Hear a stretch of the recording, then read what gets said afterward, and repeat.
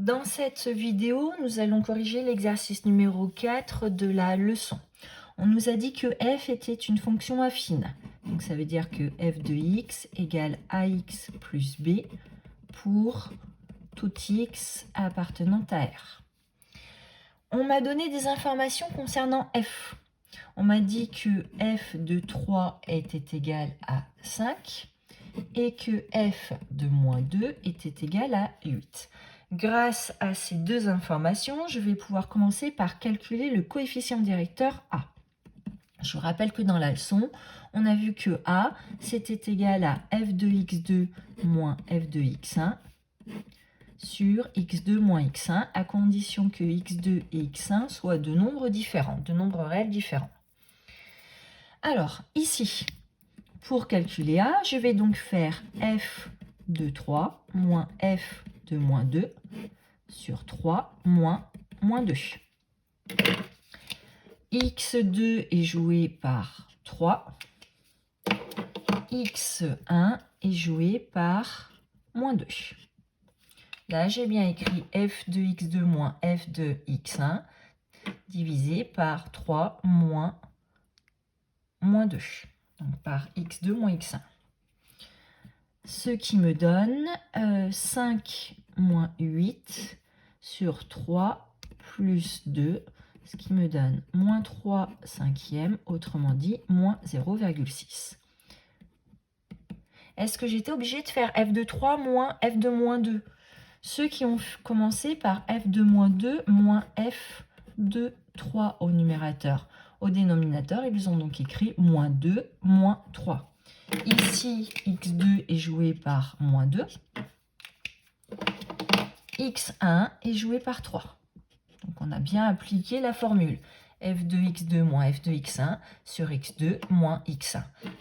On va s'assurer qu'on obtienne le même résultat. Donc f2 moins 2, ça fait 8. 8 moins f de 3, 5. Sur moins 2 moins 3, ça fait moins 5. Je me retrouve donc avec 3 divisé par moins 5, ce qui me donne un résultat négatif et qui vaut 0,6. Donc mon A vaut moins 0,6. On obtient heureusement le même coefficient directeur. Donc qu'est-ce que je sais de f? À présent, je sais que f de x est égal à moins 0,6x plus b. Donc le coefficient directeur, on l'a déterminé. Il nous reste à déterminer l'ordonnée à l'origine. Pour trouver le nombre b, je vais me réappuyer sur les données de l'énoncé. J'en ai deux à ma disposition. Soit je me sers de f de 3 égale 5, soit je me sers de f de moins 2 égale 8. Je décide de me servir de f de 3 égale 5. f de 3, alors si je remplace dans la formule x par 3, f de 3, ça me donne moins 0,6 fois 3 plus le nombre b. Ça me donne donc le nombre moins 1,8 plus le nombre b. Tout ça, ça doit être égal, d'après l'énoncé, à 5. Je me retrouve donc ici avec une équation du premier degré à résoudre. Cette équation, c'est moins 1,8 plus b égale 5. Donc une équation du premier degré à une inconnue à résoudre pour trouver le nombre b. Donc j'enlève le moins 1,8 en ajoutant plus 1,8 dans le membre de gauche. Je fais la même chose dans le membre de droite. 5 plus 1,8, ça me donne 6,8.